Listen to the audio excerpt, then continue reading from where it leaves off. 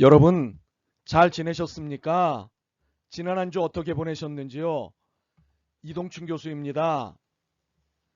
겨우내 움츠리고 있던 만물이 온 대지에 자신의 살아있음을 마음껏 펼쳐 보이고 있는데 인간인 우리만은 여전히 움츠려 있는 것이 너무 안타깝습니다.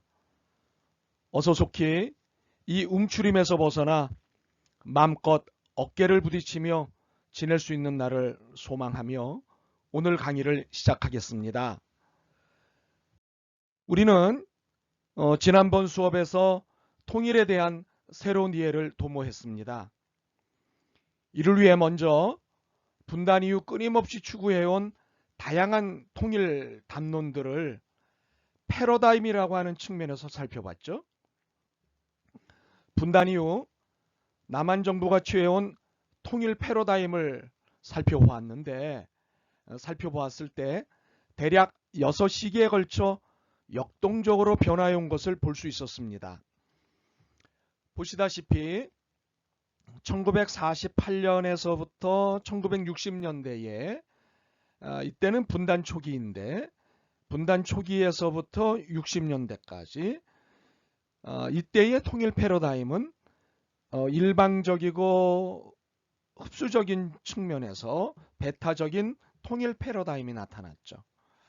이는 남한이 일방적으로 북한을 흡수하겠다. 그리고 남한의 일방적인 태도에 의해서 배타적으로 전개되어진 통일 패러다임이었습니다. 이후 1970년에서 80년대 이 사이에는 긴장 완화기로서 대화를 시작을 합니다. 그리고 적대적 경쟁을 하지만 어찌되었건 국내 정치용으로 대화를 쇼라고 할지라도 진행하고자 하는 제스처를 보이죠. 이러한 국내 정치용 통일 패러다임이 나왔습니다. 그리고 1990년대에는 탈냉정기, 그러니까 국제정치가 탈냉정기의 분위기를 타는 것을 한반도에도 그대로 이런 분위기가 전달되었고, 이 탈냉정기의 한반도 문제의 국제화 가운데 남한의 민주화 이행이 이루어지고 있었습니다. 그러면서 북한의 정치적 변동의 흐름도 함께 전개되어지는 측면에서 민족 중심적 통일 패러다임이 전개가 됐죠. 그리고 2000년대 초반에는 한국의 진보 성향 정부의 출범 속에 상호 의존 협력적 통일 패러다임이 나타납니다.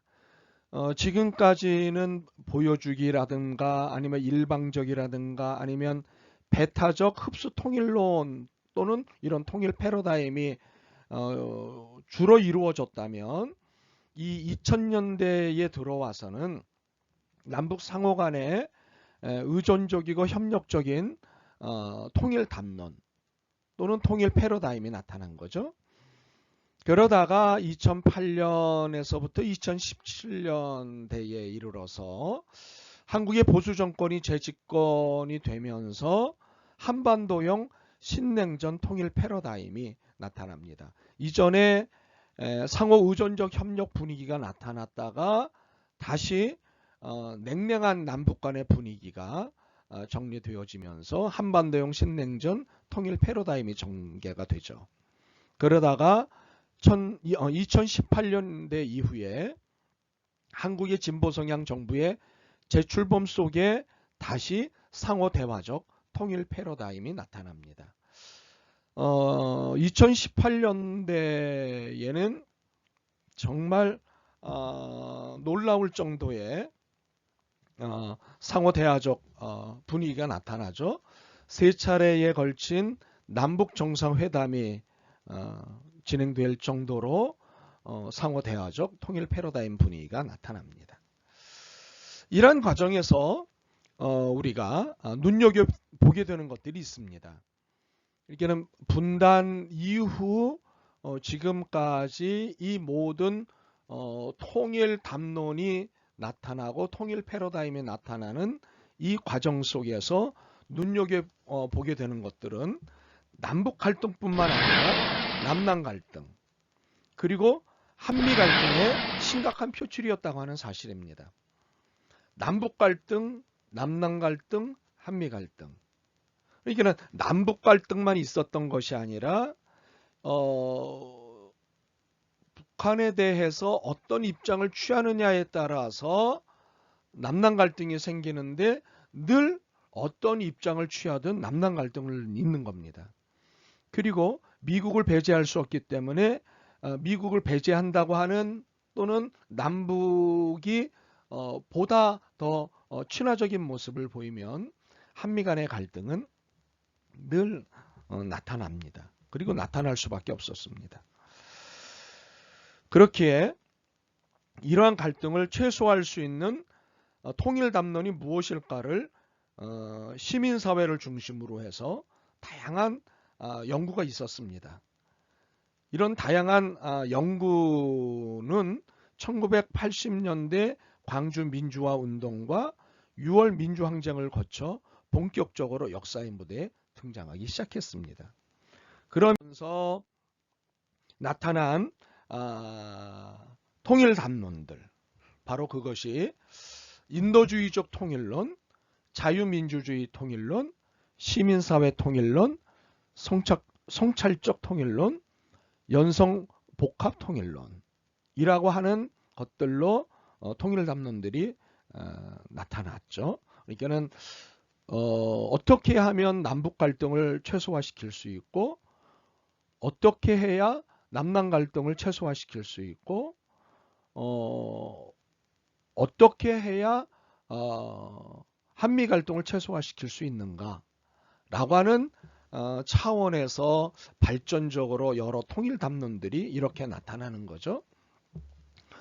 인도주의적 통일론이라고 하는 것은 남북 간의 경제적 교류와 협력을 통해서, 그리고 인도적 지원을 통해서 남북 간의 분위기를 화해 분위기로 만들자. 그래서 통일 논의를 좀 더 발전시키고 진전시키자라고 하는 측면에서 인도주의적 통일 담론이라는 것이 나오죠. 그렇지만 자유민주주의 통일론은 반공주의에 입각해서 현재 남한의 자유주의와 민주주의가 북한의 사회주의와 공산주의보다 훨씬 월등하다라고 하는 것을 전제로 해서 내놓은 통일 담론이기 때문에 사실은 남북 갈등을 줄인다기 하기보다는 이 통일 담론은 오히려 증폭시키는 측면들이 오히려 컸다, 그렇게 생각이 됩니다. 시민사회 통일 담론은 그동안의 정부 주도 혹은 국가 주도의 통일 담론에서 시민들이 적극적으로 참여가 되는 그런 시민사회 통일론, 내지는 시민사회가 어느 부분은 주도해 나가는 통일 담론이라고 볼 수 있는 거죠. 그러니까 지금까지 정부가 주도했던 통일 담론에서 굉장히 획기적으로 나아가는 그런 통일 담론이 되는 거죠. 성찰적 통일 담론은 지금까지 한국 사회가 분단으로 말미암아 보였던 여러 문제들이 있습니다. 그리고 분단만이 아니라 자본주의라고 하는 경제체제 하에서 보여주는 여러 가지 폐해들을 성찰적으로 들여다보면서 어떻게 하면 한반도의 통일에 기여할 수 있을까, 이 문제들을 해결하면서 통일 담론을 전개해 나가는 것이 성찰적 통일 담론이었고요. 그리고 연성 복합 통일론은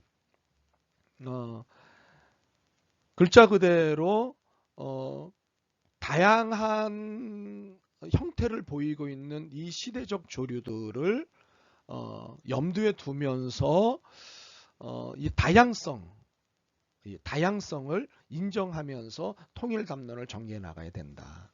북한에도 다양한 의견, 다양한 모습, 남한에도 다양한 의견, 다양한 모습, 세계적으로도 다양한 의견, 다양한 모습들이 있는 것들을 복합적으로 이해를 하면서 통일 담론을 전개해 나가야 된다라고 하는 것이 연성복합 통일론이었죠.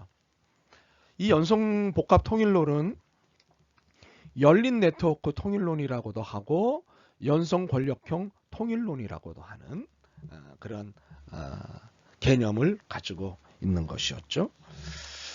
어찌되었건 이러한 새로운 여러 통일 담론들이 계속해서 나오는 것은 결국 새로운 통일 환경이 도래했다라고 하는 것, 바로 그것에 대한 고민에서 이러한 성찰이 필요하다고 여기는 거였죠. 그러니까 새로운 환경이 도래했기 때문에 새로운 통일 성찰은 당연할 수밖에 없는 것이다 라고 하는 거죠. 그리고 결국 새로운 통일 성찰은 새로운 통일 담론을 내놓을 수밖에 없는 거고, 그리고 새로운 통일 철학, 새로운 통일 비전, 새로운 통일 전략이 나타날 수밖에 없는 거죠. 그러니까는 새로운 통일 환경이 나타났다고 하는 것이 새로운 통일 성찰, 새로운 통일 담론, 새로운 통일 철학, 새로운 통일 비전, 새로운 통일 전략을 가져올 수밖에 없는 거죠.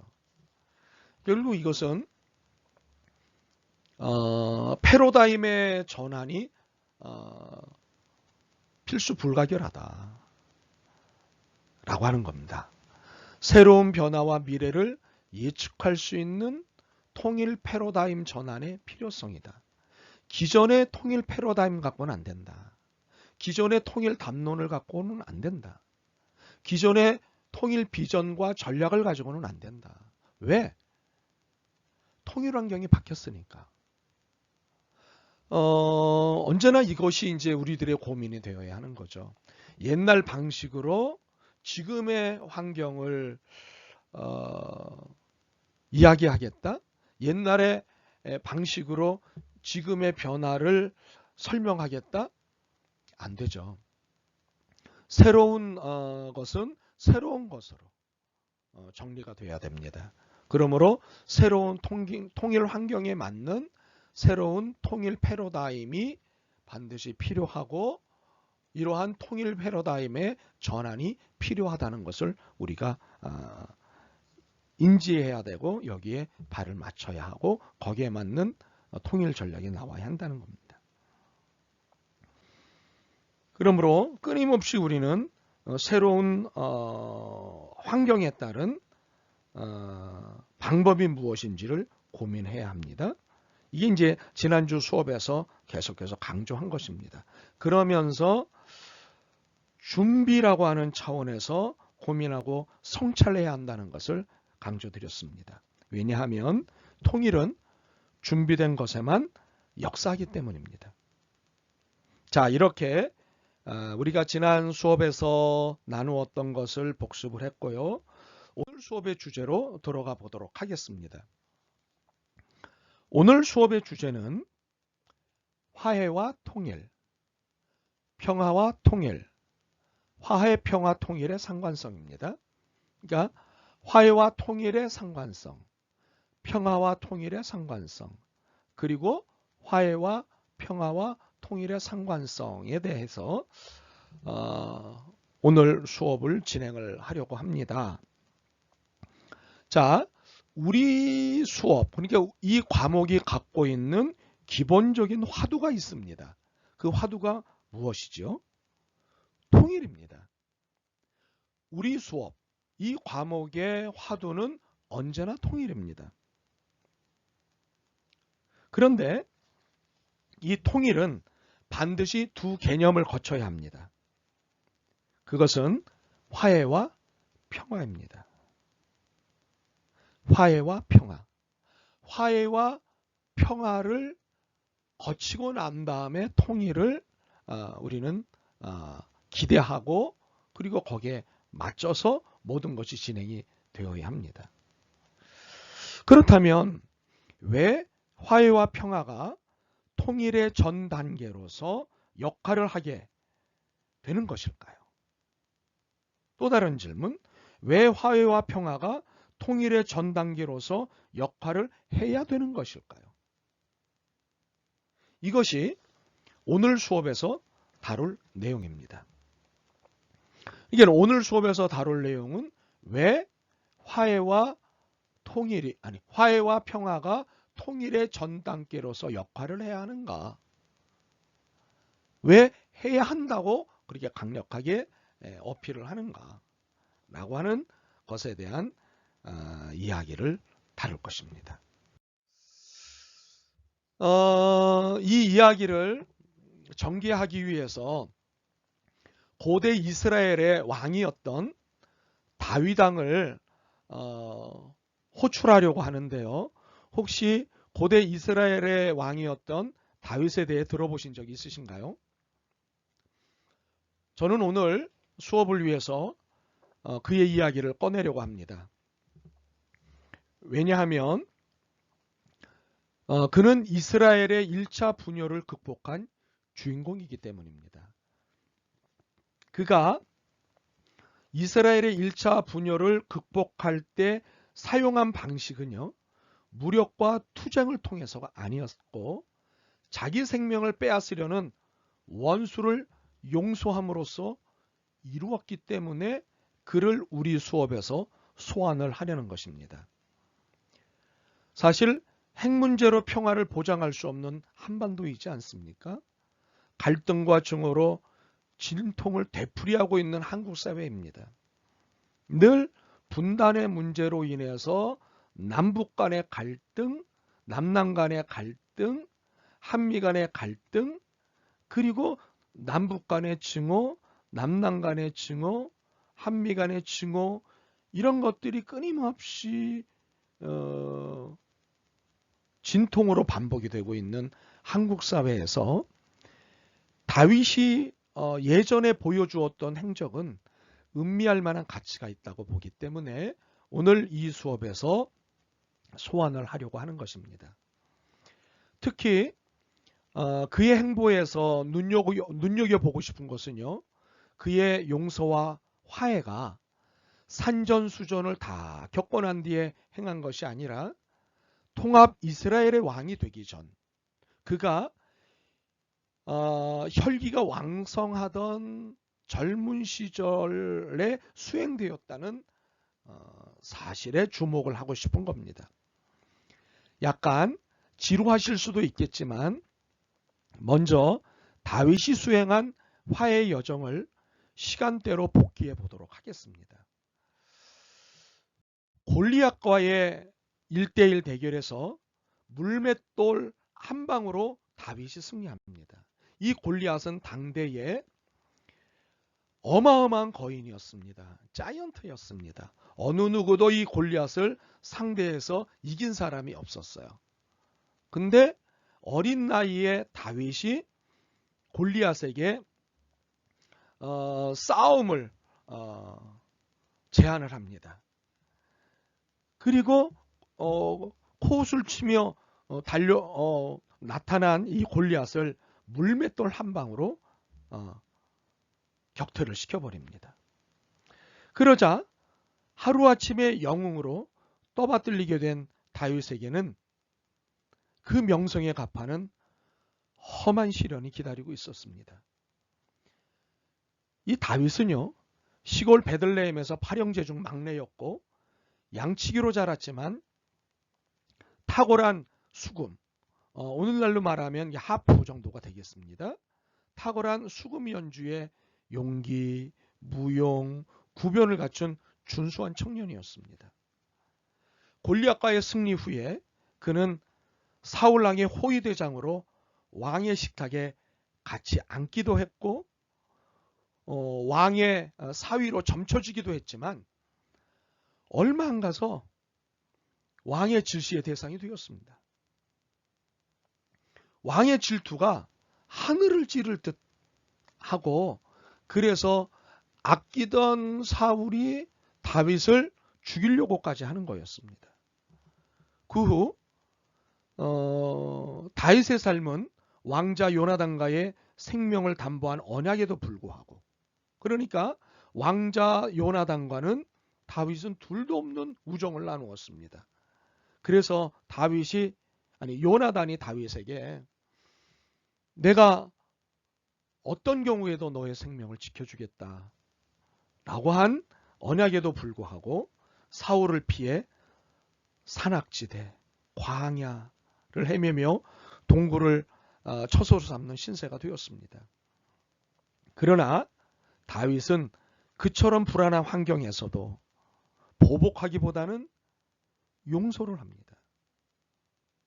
그리고 정의롭지 못한 자들을 내침으로 지도자로서의 경륜을 쌓아갔습니다. 사울이 3,000명의 군대를 이끌고 다윗을 추격했을 때였습니다. 사울 혼자 다윗이 머무는 동굴에 들어오게 되었을 때 다윗의 측근들은 이때야말로 복수할 기회라고 충동했습니다. 그러나 다윗은 사울의 옷자락만 베었습니다. 뒤에 다윗이 이렇게 자신에게 관용을 베풀었다는 사실을 알게 된 사울은 나는 너를 학대하되 너는 나를 선대하니 너는 나보다 의롭다며 울음을 터뜨렸습니다. 사울이 다시 3,000 군대를 끌고서 다윗을 추포하러 나선 어느 날 밤 다윗과 수행원은 사울 일행이 잠든 틈을 타 그들의 야영지를 기습하여 복수할 기회를 얻었습니다. 그러나 다윗은 사울의 머리맡에 둔 창과 물병만 갖고 나오고 왕의 생명에는 손대지 않았습니다. 다윗은 자기를 죽이려는 사울에게 보복 대신 자비로 그의 양심을 일깨웠던 것입니다.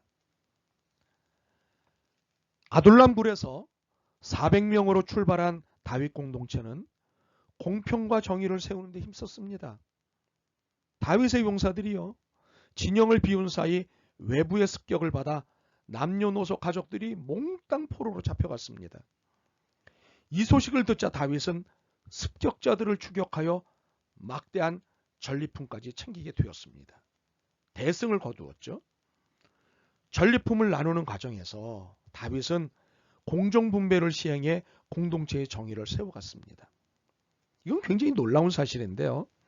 당시 진중에는 공격에 참여하지 않은 장병에게는 전리품을 분배해 주지 않아야 한다는 주장이 팽배했습니다. 이런 의견들이 팽배했단 말이죠. 그러나 다윗은 이들을 설복하여 공동체 전원에게 동일하게 분배를 했습니다. 전쟁에 나간 사람이나 전쟁에 나가지 않은 사람이나 다 수고했다고 하는 거예요. 이 원칙은 뒷날 이스라엘 사회의 분배 정의의 규례로 삼게 되었습니다. 말하자면 용서와 화해의 정신을 이렇게 경제 정의의 기초로 확립해 통일왕조 경제윤리의 기반으로 다져갔습니다.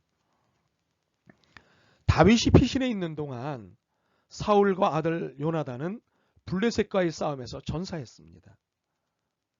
사울 왕조는 끝나가고 있었습니다. 다윗은 서두르지 않고 기울어가는 사울 왕조의 최대의 예우를 갖추었습니다. 한 청년이 사울의 왕관을 가지고 와 자신이 사울을 죽이고 그의 소지품을 가져왔다고 거짓 보고를 했습니다. 이 소식을 들은 다윗은 저녁 때까지 사울에 대한 애도를 표한 후 그 청년을 사형에 처했습니다. 그 스스로 왕을 참수했노라고 증언했으니 내 피가 내 머리로 돌아갈 것이라고 했죠. 사울을 존경하지는 않았지만 그렇다고 피 흘림으로 사회 정의를 세울 수 있다고는 보지 않았기 때문입니다. 사울이 죽은 후에 그의 아들 이스보셋이 이스라엘의 왕위를 이었습니다. 그러나 그를 보필하던 군사령관 아브넬이 점차 이스라엘의 강자로 등장했습니다. 이 무렵 다윗은 이스라엘 12지파 중 유다 지파를 다스리는 왕이 되어 헤브론에 자리를 잡았습니다. 분열시대. 사울 왕가와 다윗 왕가 사이에는 전쟁이 끊이지 않았습니다. 아브넬은 그러니까 사울 왕의 아들인 이스보셋이 이스라엘 왕위를 이었을 때 그를 보필하던 군사령관이 아브넬이었는데 그 아브넬은 장로들과 논의해 다윗을 이스라엘 왕으로 옹립하기로 합의를 합니다. 그리고 헤브론에 와서 다윗과 협상한 뒤 귀국길에 올랐습니다. 그러나 다윗의 군사령관 요압 형제가 귀국길에 오른 아브넬을 살해했습니다. 이스라엘을 무혈로 통합하려는 계획은 이 때문에 위기에 처했고 다윗은 아브넬을 살해했다는 의혹까지 뒤집어쓰게 되었습니다. 신하의 잘못인데 신하의 과욕이었는데 이 과욕을 뒤집어 쓴 거죠. 위기의 순간이었습니다. 그러나 다윗은 변명하지 않고 죽은 아브넬을 위해 장례를 엄숙히 치르고 애가를 지어 애도하며 종일 금식으로 진심 어린 슬픔을 다했습니다. 바로 이런 진정성이 유다와 이스라엘의 백성들을 감동시킵니다. 그리고 아브넬을 죽인 것이 다윗 왕이 아니었다고 하는 사실을 이들이 깨닫게 됩니다. 백성들의 오해가 풀리자 다윗의 통일 노력은 다시 탄력을 받게 되었습니다. 이렇게 대결과 갈등을 넘어 화해와 정의에 바탕한 다윗의 통일 정책은 계속되었습니다. 다시 두 사람이 이스라엘 왕 이스보셋을 죽이고 그 목을 다윗에게 가져와 왕의 원수를 갚았다고 우쭐했습니다. 왕에게 다윗에게 칭찬을 받을 거라고 이 사람들은 생각을 했던 거죠. 그러나 다윗은 전에 사울의 전사 소식을 전해준 청년에게 했던 것처럼 내가 어찌 너희의 살인죄를 벌하지 않을 수가 있겠느냐 하면서 두 사람을 그 자리에서 처분해 버립니다. 다윗의 용서와 화해는 이렇게 정의의 기초에 있었습니다. 사울 가문의 종말로 다윗은 유다 이스라엘의 통일을 완성하고 화해와 공의가 승리자임을 보여주었습니다. 성서에 보면 다윗의 공과 과, 다윗이 잘한 것과 잘못한 것이 거의 숨김없이 기록되어 있습니다.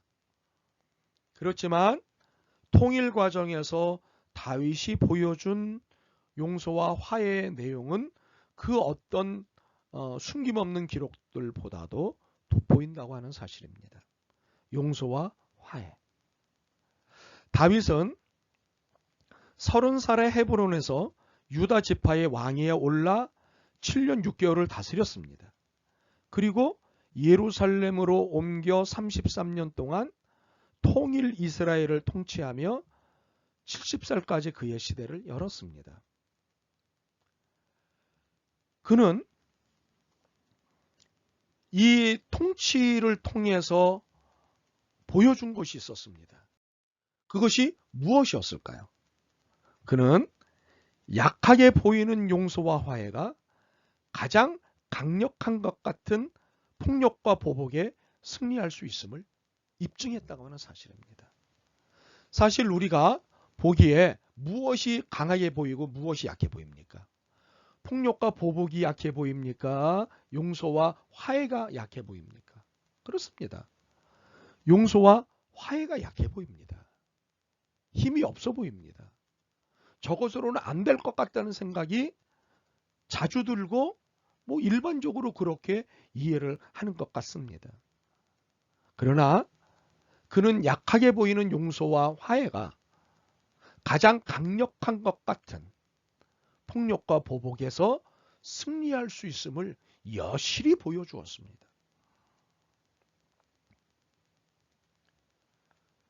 그는 자신의 이해관계보다 공동체의 공의를 앞세움으로 정의의 질서를 세워갔습니다. 그리고 공정분배에 기초하여 나라의 경제 질서를 세웠습니다. 다윗이 통일 이후의 집권기에는요, 대외 정복을 외면하지는 않았습니다. 그렇지만 민족 내부의 통일 과정에서는 용서와 화해에 심혈을 기울였다고 하는 사실입니다. 힘으로 무엇을 하려는 것이 아니라 용서와 화해로 모든 문제를 풀어나가는 데 심혈을 기울였다는 것이죠. 이 긴 다윗의 이야기에서 여러분 무엇을 느낄 수 있었나요? 용서를 포함한 화해입니다. 불편해진 관계, 어려워진 관계, 때로는 오해받는 관계를 풀기 위한 일체의 수고를 마다하지 않는다는 것을 볼 수 있습니다.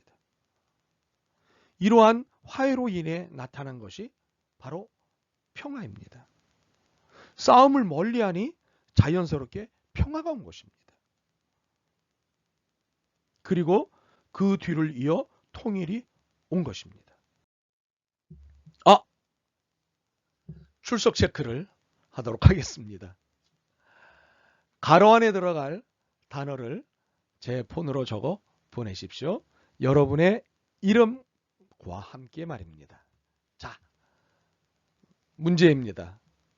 다윗은 약하게 보이는 용서와 가로가 가장 강력한 것 같은 가로과 보복에 승리할 수 있음을 입증. 네. 자, 출첵입니다. 출첵 중요합니다. 네. 네. 제게 보내시기 바랍니다. 네. 그러니까, 화해, 평화, 통일, 싸움을 멀리하니 자연스럽게 평화가 오는 겁니다. 화해하니까 평화가 오는 겁니다. 평화가 오니까 자연스럽게 통일이 이루어지는 거죠. 그래서 화해와 평화와 통일은 통일 3종 세트입니다. 제가 우리 수업에서 이 표현을 자주 쓸 것입니다. 자주 쓸 수밖에 없기 때문입니다. 화해, 평화, 통일이라고 하는 통일의 3종 세트. 그러므로 한반도 통일을 위해서 가장 수고해야 할 것이 무엇일까요? 네, 남북 간의 화해를 만들어내고 그것을 통해서 한반도의 평화를 만들어내고 한반도의 평화를 통해서 드디어 한반도의 통일이 이루어지는 거죠. 이것을 좀 더 정리를 하면 남북 화해 협력과 평화 공존을 위해서 남북 발전의 현실화를 위한 수고가 절대적으로 필요하다는 겁니다. 이는 화해 협력, 평화 공존, 이것이 궁극적으로 되어야 궁극적으로 통일이 된다는 겁니다. 화해 없이 평화 없이 통일이 이루어지지 않습니다. 설령 화해 없이 평화 없이 통일이 이루어질 수 있고 이루어져야 한다고 주장하는 분들이 종종 계시는데, 그래야 그 통일은 얼마 안 있으면 깨지거나 계속해서 문제를 발생시키는 것일 뿐입니다. 그러므로 그런 의미에서 억지로 만들어진 통일은 통일이라고 결코 부를 수 없죠. 예. 문의만 통일이 되는 거죠. 우리가 얘기하는 것은 문의만 통일이 아니라 진짜 통일을 이야기를 하는 것이기 때문입니다. 남북이 화해하면서 협력하는 가운데 상호 발전을 추구해 나가는 것은 무엇보다도 서로 간의 특수관계를 인정하는 가운데 자유와 복지 등 인류 보편적 가치를 추구하는 것입니다. 지금 남과 북은 특수관계입니다. 민족이면서 서로 다른 나라로 살아가고 있습니다. 그러나 서로 다른 나라면서 한 민족입니다. 그리고 각각의 정부를 가지고 있으면서 우리는 통일이 되어야 한다고 하는 당위성을 놓치지 않고 있습니다. 그러므로 이런 특수관계를 서로 인정하는 가운데 자유와 복지 등 인류 보편적 가치를 추구하는 것입니다. 그렇기에 이는 동북아와 세계 평화에도 이바지하게 될 것이죠. 한반도가 통일이 되면 한반도의 긴장과 갈등으로 인해서 전파되어지는 동북아시아, 더 나아가 아시아권의 긴장과 불안의 문제가 해소가 된다는 거죠. 통일까지 안 가더라도 평화만 유지가 되더라도 화해를 통해서 평화만 유지가 되더라도 아시아의 긴장 상태는 많이 완화가 될 것이란 말이죠. 당연히 평화에 이바지하게 될 것이란 말이죠. 나아가 우리 민족이 지향해야 할 미래인 통일을 남북 주민들이 합의하는 가운데 점진적으로 일어나가는 순기능을 가지게 될 것이고 따라서 국제적 지지를 얻기가 훨씬 수월하게 될 것입니다. 그러니까 긴장과 갈등 상태를 유지하면서 통일을 얘기하면 국제적 지지를 얻기가 어렵습니다. 네.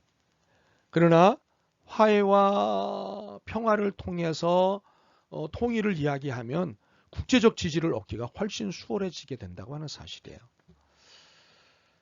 이러한 남북 화해 협력과 평화 공존을 통한 남북 발전의 현실화를 위해서는 현재 북한 이탈 주민들이 겪는 어려움을 통해 짐작할 수 있듯이요. 우리가 통일하고자 할 때 우리 사회 구성원과 북한 사회 구성원 누구나 갖춰야 할 것이 있습니다. 무엇일까요? 무엇이라고 생각하십니까? 그러니까 남북 화해 협력과 평화 공존의 현실화를 위해 필요한 두 가지 역량이 있습니다. 그 두 가지 역량의 첫 번째는 의사소통 능력입니다. 그리고 또 다른 하나는 갈등의 평화적 해결 역량입니다. 의사소통 능력을 키워야 하고요. 갈등의 평화적 해결을 위한 역량을 키워야 한다고 하는 사실이에요. 그러니까 남북 주민들 간에 그리고 북은 북대로 남은 남대로 스스로 간에 의사소통 능력과 갈등의 평화적 해결 역량을 갖추는 것이 무엇보다도 필요하다고 하는 사실이에요. 남북한 구성원들 모두가 이 역량을 갖추게 될 경우에 어떤 일이 벌어지느냐 하면 우리 한반도는 평화와 번영의 길로 나아갈 수 있게 된다고 하는 사실이에요. 만약에 이런 두 개의 역량 내지는 두 개의 능력을 갖추지 못할 경우 이념의 차이로 인한 남남 갈등만으로도 힘든데 통일 과정에서 남북 간의 편견과 차별에 따른 남북 갈등이 더욱 덧붙여질 것이고 그렇게 된다면 우리 앞날은 장담하기 어려울 수도 있다고 하는 사실입니다. 그렇기 때문에요. 평화 통일을 위해서 우리는 갈등 해소와 화해를 위한 의사소통 능력을 길러야 합니다. 우리가 이것을 다윗에게서 볼 수 있었지 않겠습니까?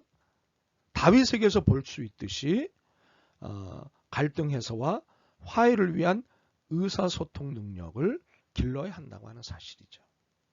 그렇다면 평화 통일을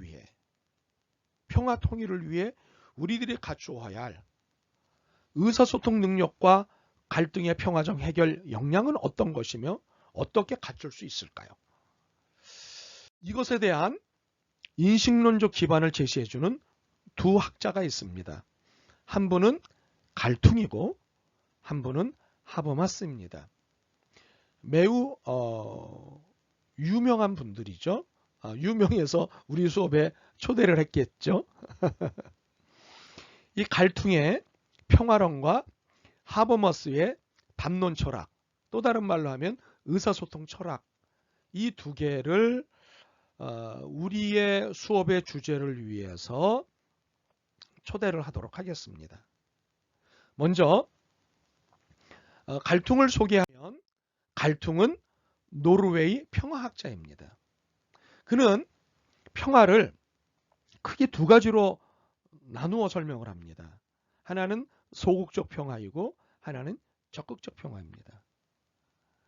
평화는 소극적 평화로 나눌 수 있고 적극적 평화로 나눌 수 있는데, 우리들에게 소극적 평화와 함께 적극적 평화도 추구할 수 있어야 한다고 가르칩니다. 소극적 평화라고 하는 것은 우리가 통상적으로 생각하는 전쟁이 없는 상태를 갈퉁은 소극적 평화라고 말을 합니다. 그런데 갈퉁은 이런 소극적 평화, 즉 전쟁이 없는 상태 그것만 추구해서는 안 된다고 주장을 합니다. 전쟁은 어떤 식으로든 없앨 수 있기 때문입니다. 무력을 사용하지 않고도 전쟁을 없앨 수 있지만 무력을 사용해서 전쟁을 없앨 수 있기 때문입니다. 이런 전쟁이 없는 상태인 소극적 평화, 이것만 추구해서는 안 된다는 거예요. 갈퉁은 적극적인 평화를 굉장히 강조를 하는데요. 이 적극적인 평화라고 하는 것은 사람들이 빈곤하거나 환경이 오염되고 착취당하거나 억압받고 있으면 불안해지는 것에 착안해서 그러한 문제를 초래하는 모든 구조적인 문화적인 폭력, 이 모든 것이 사라진 상태를 적극적인 평화라고 이야기합니다. 바로 이 적극적인 평화를 추구할 것을 무엇보다도 강조하고 강조합니다. 역설한다는 거죠. 네. 이 갈퉁의 평화론을 좀 더 잘 이해하기 위해서요, 2015년 1월 1일자 한겨레 신문에 실린 박명림 교수와 갈퉁 교수와의 대담이 실렸었는데, 이 대담을 필요한 부분을 편집해서 소개를 좀 하도록 하겠습니다. 박명림 교수가 갈퉁 교수에게 이렇게 질문을 합니다. 전쟁은 막대한 비극을 초래한다. 그럼에도 불구하고 인간들은 왜 그렇게 자주 전쟁을 벌이는가? 전쟁을 벌이는 이유가 지도자의 일방적인 잘못된 욕망 때문일까? 아니면 근대 국가와 세계 질서의 본질 때문일까? 아니면 단지 우연이거나 인간 본성의 문제일까? 라고 질문을 합니다. 혹은 이런 여러 요인들이 복합된 것일까? 라고 발전적으로 또 질문을 합니다. 그러면서 박명림 교수가 나 자신이 수많은 전쟁의 수많은 원인을 탐구해 오면서도 아직 해답을 얻고 있지 못한 문제다. 다만 나는 인간 본성을 설명해온 성선설과 성학설이 전혀 진실이 아니라는 점은 인류의 여러 고전으로부터 확실하게 배울 수 있었다. 라고 질문을 하자 갈퉁 교수가 이렇게 대답을 합니다. 인간들은 왜 그렇게 자주 전쟁을 벌이는지 4가지를 꼽고 싶다. 아니, 3가지로 축약할 수도 있겠다. 먼저 과거의 직접적 폭력. 이 직접적 폭력은 승자의 영광과 패자의 외상복수로 이루어지는 전쟁이다. 그리고 두 번째 폭력은 구조적 폭력인데, 구조적 폭력은 식민지들과 제국 간에 벌어지는 것들은 정복과 해방을 동력으로 한다. 세 번째 문화적 폭력이 있는데, 문화적 폭력은 나머지 2가지를 정당화한다. 다른 말로 하면 군사적, 경제적, 종교, 이데올로기적인 폭력이다. 이 세 층위는 정치적 리더십이 중요하지만 폭력의 정도가 더욱 중요한 변수가 된다. 그러니까는 갈등 교수는 폭력을 세 가지로 구분을 하는 거죠. 또 다른 말로 하면 전쟁을 세 가지로 구분을 하는 거죠. 하나는 직접적 폭력 또는 전쟁. 또 하나는 구조적 폭력 또는 전쟁. 세 번째는 문화적 폭력 또는 전쟁이라고 구분을 해요. 그러면서 시간과 공간, 역사와 지리에 따라 다양한 차이를 보이지만 전쟁과 폭력은 먹을 것과 섹스 추구와 같은 인간의 내적 본성이 아니라 구조와 문화에 의해 설명될 수 있다라고 설명을 합니다. 그러니까 욕망, 본성 있냐라고 하는 박명린 교수의 질문에 아니다라고 대답을 하는 거죠. 이것은 구조와 문화에 의해서 설명될 수 있는 거라고 이야기를 하는 거예요. 인간은 잔인하게 행동할 수도 사랑을 나눌 수도 있지만 둘 중 어느 한쪽으로 운명 지워져 있지는 않다. 더 협력적인 구조와 평화의 문화를 만들면 북유럽의 노르딕 국가들이나 유럽연합 국가들, 아세안 국가들에서 보듯이 좋은 결과가 나온다.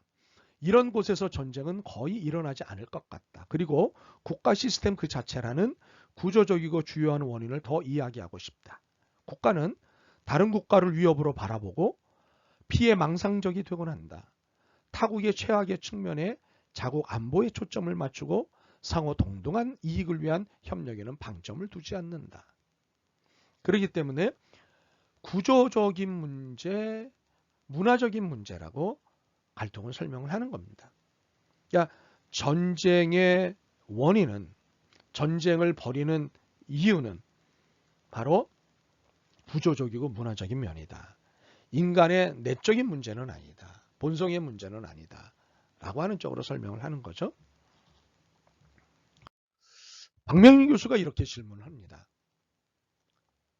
평화적 수단에 의한 평화. 평화적 수단에 의한 평화는 갈등 교수의 주저이고 화면에 보시다시피 번역되어 나와 있습니다. 이 평화적 수단에 의한 평화. 과정이 목표라는 당신의 평화 이론은 20세기 평화학의 최대 성과로 불리웠다. 네, 그러니까 과정으로서의 평화라고 주장을 합니다. 갈등은. 제가 통일은 과정으로서의 통일이라고 주장하는 것과 같은 맥락입니다. 전적으로 동의한다.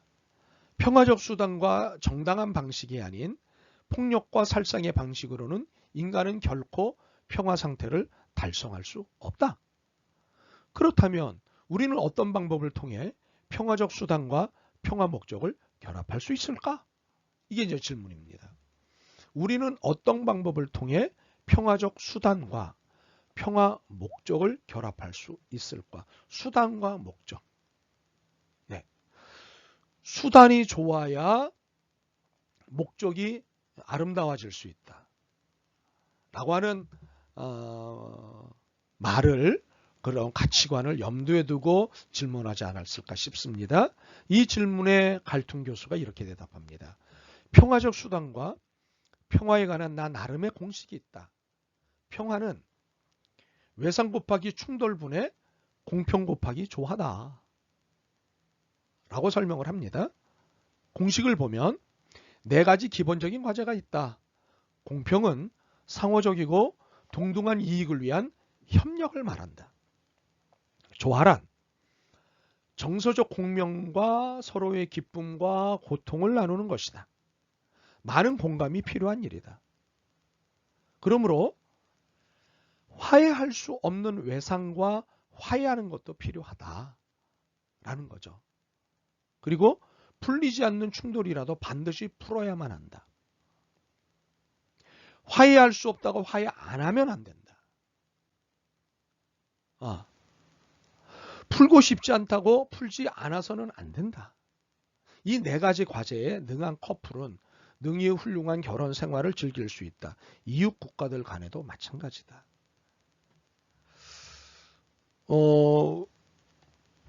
서로 이 과거사, 그러니까는 화해할 수 없는 과거사라고 우리가 정리하고 있는 것이 있지만 그런 과거사라도 화해하지 않으면 안 된다는 거예요. 그리고 아무리 풀리지 않아도 반드시 충돌은 풀어야 한다는 거예요. 그래야 평화가 온다는 거예요. 자, 박명린 교수가 이렇게 설명을 쭉 해나갑니다. 이제 평화의 궁극적 의미를 논의해보자. 평화 논의는 그 자체가 이론이자 실천이라는 함의를 담는다. 즉 현실에서 평화 실천과 평화 건설이 부족하다는 점은 달리 말하면 평화 철학과 평화 이론이 부족하다는 점을 뜻한다. 나는 평화의 목표와 방법을 적극적 평화, 생산적 평화, 포괄적 평화, 영구적 평화로 구분해 왔다. 박명린 교수가 자신이 평화를 이렇게 나누어 구분을 하고 있다라고 설명하는 거예요. 박명린 교수의 입장이에요. 동시에 평화의 궁극적 목표는 국가 간 평화가 아니라 개인 삶의 평화, 인간의 평안이라고 생각한다. 그렇다면 당신은 대체 평화란 무엇이라고 생각하느냐? 라고 박명린 교수가 갈퉁 교수에게 질문을 했습니다. 이에 갈퉁 교수는 평화는 마치 건강처럼 모든 좋은 것 최고선을 의미한다 라고 답변을 합니다. 평화란 좋은 것이고 최고선이다. 우리는 평화에 만족한다. 직접적이고 구조적인 폭력이 없으며 나쁜 것들이 만연하지 않는다는 소극적인 평화도 있다. 협력과 공감을 통하여 평등과 조화와 같은 좋은 것을 수반하는 번영과 안전의 결실을 내는 적극적 평화도 있다. 폭력에는 소극적 평화를 거쳐 적극적 평화라고 하는 과정엔 조정이 필요한 다양한 조합이 존재한다. 항상 갈등을 해결하고 상처를 치유해야 한다. 그렇지 않으면 폭발해서 다른 모든 것들을 파괴할 수도 있다. 이게 굉장히 중요해요. 그러니까는 갈퉁이 강조하는 것은 언제나 갈등을 해결하고 상처를 치유해야 한다고 주장하는 거예요. 얘는 평화로 가는 과정에 갈등을 그냥 수면 밑으로 깔아앉히도록 그냥 모른 척하고 지나가고 상처를 그대로 놔버려두면 나중에 이것은 폭발한다는 거예요. 그래서 이 갈등이 이 상처가 다른 모든 것들을 파괴할 수도 있다는 거예요. 그러면서 이제 이런 얘기를 하죠. 하지만 영구 평화는 포함시키지 않겠다. 이 영구 평화라고 하는 개념은 누구의 개념이냐면 우리의 수업에서 나중에 다룹니다. 바로 칸트입니다. 임마누엘 칸트, 독일의 철학자 임마누엘 칸트. 예. 서구 철학에서 서양 철학에서 굉장히 중요한 철학자인데 이 철학자의 철학 사상 중에 하나가 영구 평화론 또는 영원한 평화론이라고 하는 건데 나중에 우리의 수업에서 자세히 다루겠습니다만은 갈퉁이 이렇게 얘기합니다. 나는 영구 평화론, 즉 칸트의 영원한 평화론은 포함시키지 않겠다. 최종적 상태로서 영구 평화라는 서구적 추상을 사용한 칸트는 틀렸다. 이게 갈퉁의 얘기예요. 건강을 위해 항구적으로 노력하듯이 평화가 항구적인 과정은 맞지만 항구적인 건강은 있을 수 없다. 평화는 영원하지 않다. 평화는 매일매일 항구적이 되도록 매일매일 노력하고 수고해서 평화가 유지되도록 하는 것이지 한번 만들어진 평화가 어느 수고도 없이 끝까지 가는 법은 없다라고 하는 것이 갈퉁 교수의 주장입니다. 그렇기 때문에 한번 구조적으로 제도적으로 법적으로 영구 평화를 만들면 이 평화는 영원히 지속될 수 있다라고 주장하는 칸트가 갈퉁이에게는 못마땅한 거죠. 그런데 갈퉁이 이해하듯 칸트가 얘기한 영구 평화론이 과연 그런가? 라고 하는 것은 나중에 칸트를 다루면서 설명을 드리도록 하겠습니다. 어찌되었건 적극적인 평화를 갈퉁은 주장하면서 적극적 평화를 위해서 끊임없이 그 공동체 안에 있는 갈등의 문제와 상처의 문제는 반드시 해결하고 치유해야만 한다라고 하는 주장. 끊임없이 평화는 오늘의 수고를 거쳐 항구적인 평화가 보장이 될 수 있다라고 하는 겁니다. 이번에는 하버마스의 이야기를 하겠습니다. 하버마스는 무엇보다도 검증되지 않은 고정관념의 폐해를 강하게 비판을 합니다. 고정관념. 네. 특별히 그 고정관념 중에서도 검증되지 않은 고정관념. 누구도 인정하지 않고 다수에게 설득력이 아직도 없는 그 고정관념이 우리 사회와 개인에게 얼마나 커다란 해를 갖다 주는지를 매우 강력하게 비판하는 학자입니다. 그래서 이런 고정관념의 폐해를, 검증되지 않은 고정관념의 폐해를 해소하기 위해서 합리적 의사소통을 강조하고 이것의 중요성을 열심히 설명을 합니다. 합리적 의사소통을 주장합니다. 그런데 이 의사소통이라고 하는 것은 상호 주관의 만남으로 보는 거죠.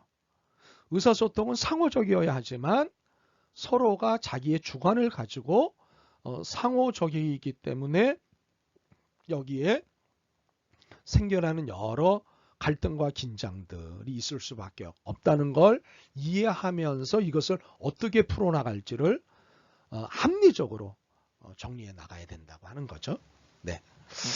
그래서 그의 이야기를 요약하면 우리들은 누구나 합리적 의사결정 능력이 있다. 네, 인간의 이러한 능력을 하버마스는 믿는 거죠.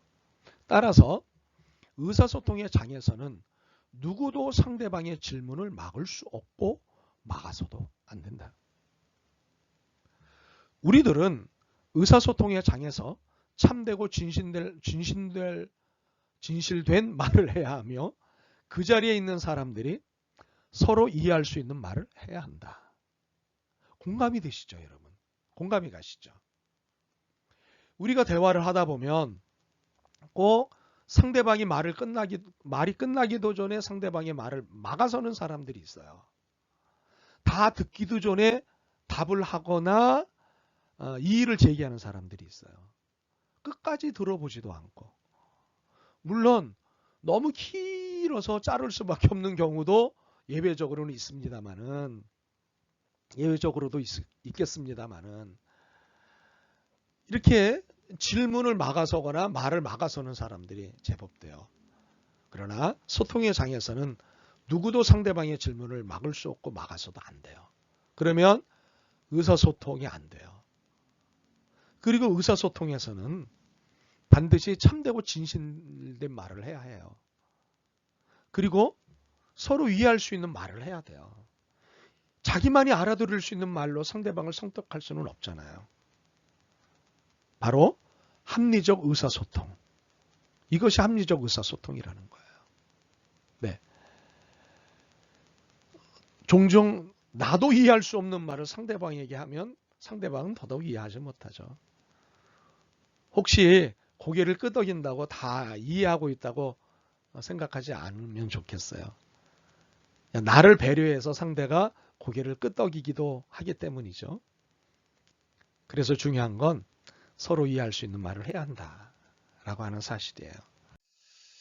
하버마스의 이야기를 좀 더 들어보면 의사소통을 상호 주관의 만남으로 보고 있는 하버마스의 주장을 따를 경우에 우리가 평화 통일을 위해 유의해야 할 것은 무엇일까요? 그것은 무엇보다도 남북의 화해를 추구해야지 상대의 고집에 따른 일방적인 양보는 안 된다는 사실이라고 하는 사실이에요. 말도 안 되는 고집을 부리고 말도 안 되는 주장을 하는 것을 그래 알았어 하고 양보해서는 안 된다는 거예요. 충분히 의사소통을 합리적인 의사소통 과정을 통해 화해를 해서 문제를 해결해야지 상대방이 고집을 부린다고 해서 귀찮아서 양보해서는 안 된다는 거예요. 1991년 남북이 공동으로 발표한 합의서가 있는데 그게 그 유명한 남북기본합의서라는 것이 있습니다.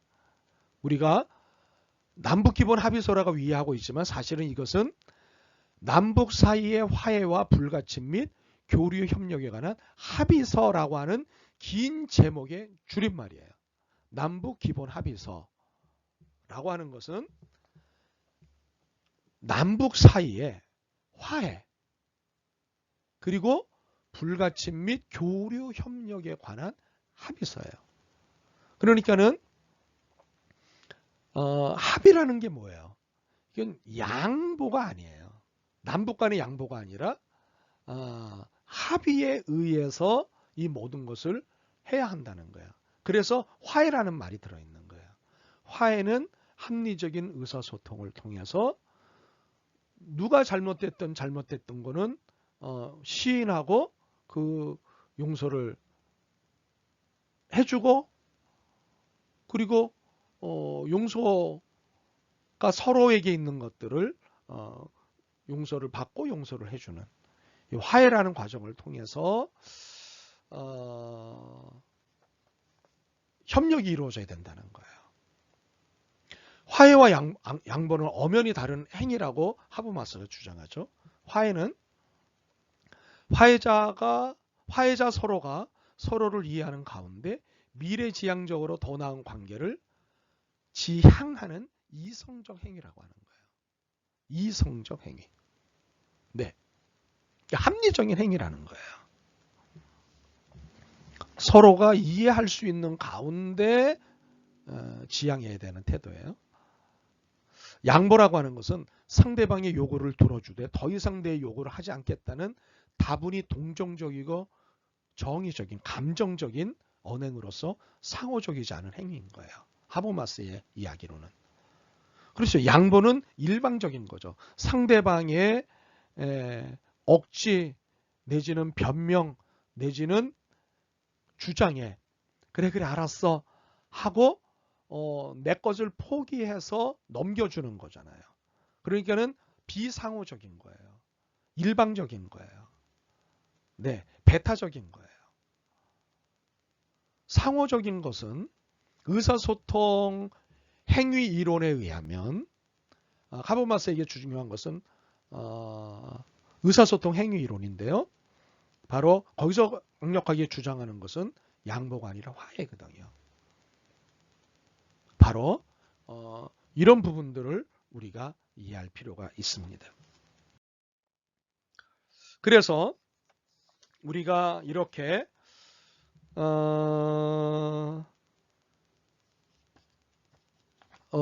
갈퉁의 그 평화론과 그리고 하버마스의 의사소통 이론을 통해서 우리가 알게 되는 것 바로 그것은 무엇이냐? 그것은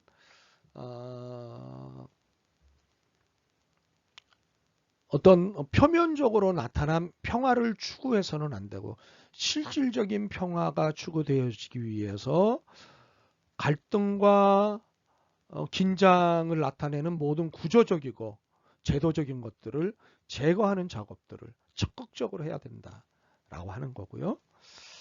하버마스의 권고에 따르면 우리가 양보라고 하는 차원에서 평화와 통일 문제를 접근할 것이 아니라 화해라고 하는 차원에서 평화와 통일의 문제를 접근해야 된다고 하는 사실이죠. 예.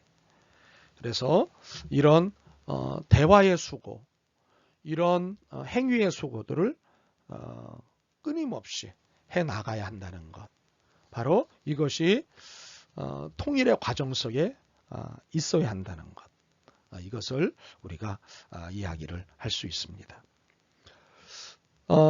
그렇다면 그동안 우리 정부는 이처럼 우리가 중요하다고 깨닫게 된 화해와 평화를 통한 통일 담론에 대해서 어떤 태도를 보였을까? 이것을 살펴보겠습니다. 여러분, 우리 정부의 공식적인 통일 방안이 뭔지 아십니까? 남한 정부의 공식적인 통일 방안은요, 바로 민족 공동체 통일 방안입니다. 굉장히 중요한 말입니다. 통일부 홈페이지에 들어가시면 대한민국의 공식적인 통일 방안은, 대한민국 정부의 공식적인 통일 방안은 민족 공동체 통일 방안입니다. 라고 정확하게 설명이 되어 있습니다.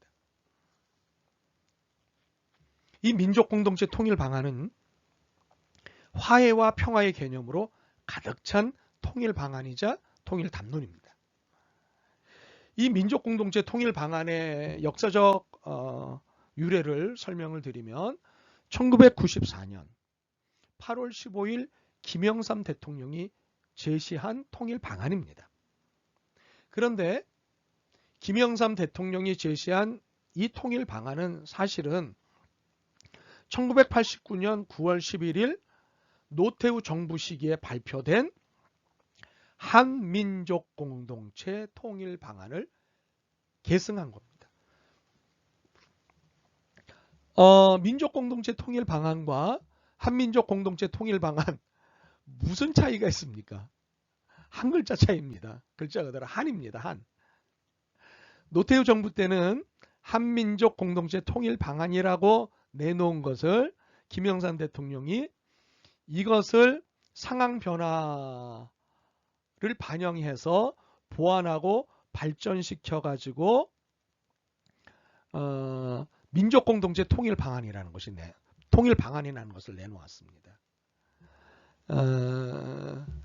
속되게 얘기하면 몇 개 고쳐서 숟가락 얹은 거다라고 생각이 들기는 합니다만, 그러나 정부의 공식적인 통일 방안은 민족 공동체 통일 방안이라고 이야기를 하고 있습니다.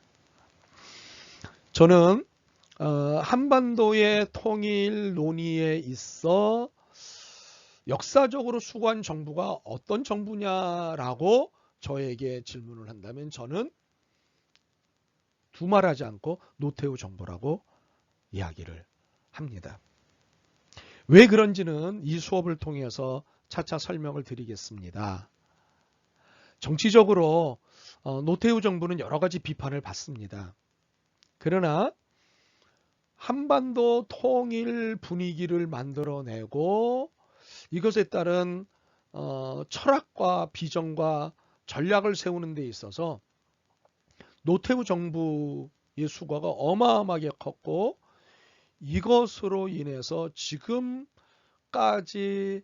전개되어지는 남북 간의 평화와 통일 논의에 있어서 노태우 정부 때 만들어 놓은 여러 가지 문서들과 어떤 전략들이 큰 틀에서 도움을 받고 있다고 하는 사실을 부인할 수가 없습니다. 우리 수업에서 차근차근 노태우 정부 때 어떤 통일을 위한 수고를 했는지를 설명을 드리도록 하는 것으로 하고, 그 다음 얘기를 진행을 해볼까요? 민족공동체 통일 방안에서는요, 통일의 기본 철학으로서 자유민주주의를 제시합니다. 이것은 우리가 통일로 나아가는 과정이나 절차에서뿐만 아니라 통일국가의 미래상에서도 일관되게 추구해야 할 가치는 자유와 민주가 핵심으로 되어야 한다는 것을 의미하는 거죠. 그러니까 자유와 민주가 통일 논의의 핵심이 되어야 한다는 거예요. 이것과 함께 통일의 접근 시각으로 민족 공동체 건설을 제시합니다. 민족 공동체. 네. 민족 통일을 위하여 국가 통일로 나아가자는 뜻인 거죠. 예. 그러니까 국가 통일이라고 하는 것에 초점이 아니라 민족 통일이에요. 민족 공동체 건설이에요. 그리고 또 하나 굉장히 중요한 개념은, 통일은 어느 쪽의 권력을 중심으로 나아가느냐, 또는 북한에게는 권력을 몇 퍼센트 주고 남한에는 권력을 몇 퍼센트 주느냐? 50대 50이냐?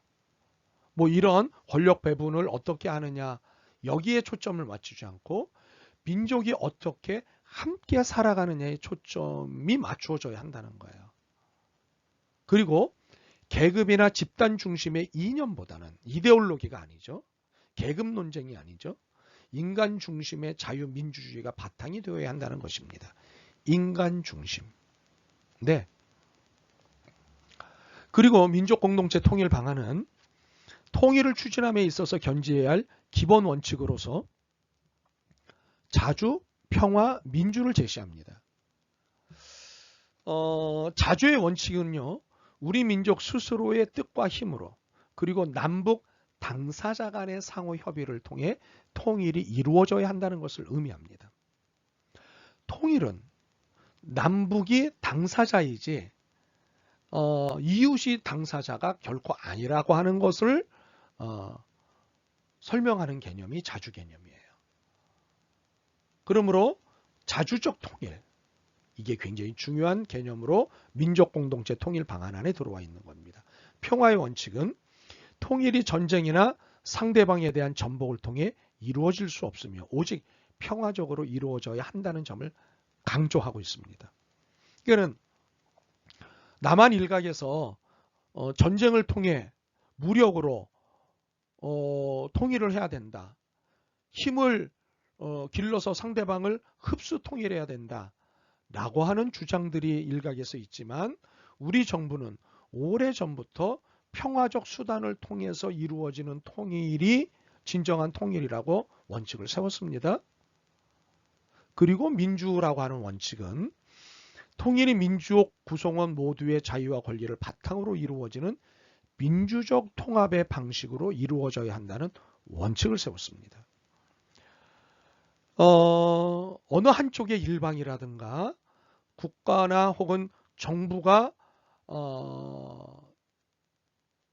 밀어붙이기 식으로 이루어지는 것이 아니라 구성원 모두의 민주적 통합 방식으로 통일은 진행되어야 한다라고 하는 원칙, 즉 자주, 평화, 민주라고 하는 세 개의 원칙을 가지고 민족 공동체 통일 방안은 이야기를 하는 거죠.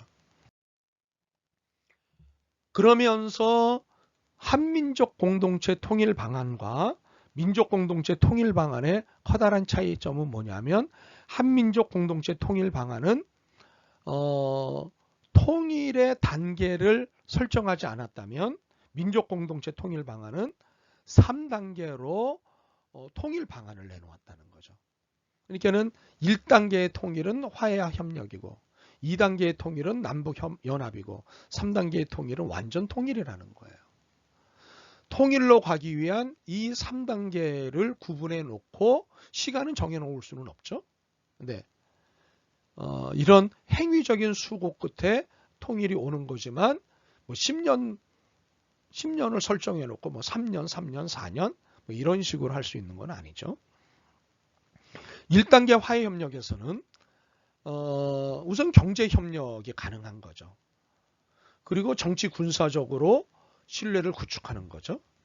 그리고 평화협정을 체결하는 겁니다. 지금 남북의 상태는 종전이 아니라 정전입니다. 지금 잠시 전쟁을 쉬고 있는 상태입니다. 휴전 상태입니다. 전쟁이 끝나지 않았습니다. 바로 이 정전협정을 이제는 종전협정, 또 다른 말로는 평화협정으로 이제 대체를 해야 되죠. 그리고 북한과 미국의 관계가 정상화가 되어야 합니다. 네. 분위기 좋았는데 빨리 다시 북미 관계가 정상화가 되기를 바랍니다. 이렇게 화해와 협력을 위한 1단계를 거치고 나면 2단계는 남북이 연합하는 단계입니다. 지역정부, 그러니까 남한과 북한의 각각의 지역정부들이 정치, 군사, 외교권을 독자적으로 보유하면서 서로 교류를 하는 겁니다. 그리고 남북 정상회담을 계속해서 진행하고 또 강요 회의를 함께 하는 겁니다. 그리고 평의회동 통일기구를 운영하는 겁니다. 네. 그리고 3단계가 완전 통일이죠. 이렇게 제도적이고 구조적인 이런 연합을 통해 완전 통일은 화해협력, 남북연합으로 이어지는 오랜 평화의 과정 이후에 완성이 된다고 하는 사실이에요. 그러니까는 1단계가 굉장히 중요해요. 화해와 협력이 잘 되어야죠. 이런 신뢰관계가 완전하게 구축이 되고 나면 이제 수시로 정상회담을 하고 또 양쪽의 강요들이 모여서 통일을 위한 강요회의를 하고 그리고 평의회 등 통일기구들이 이제 운영이 되는 거죠. 이런 3단계를 통해서 실질적인 통일로 가는 길들을 마련해 놓는 것 아니겠습니까? 네.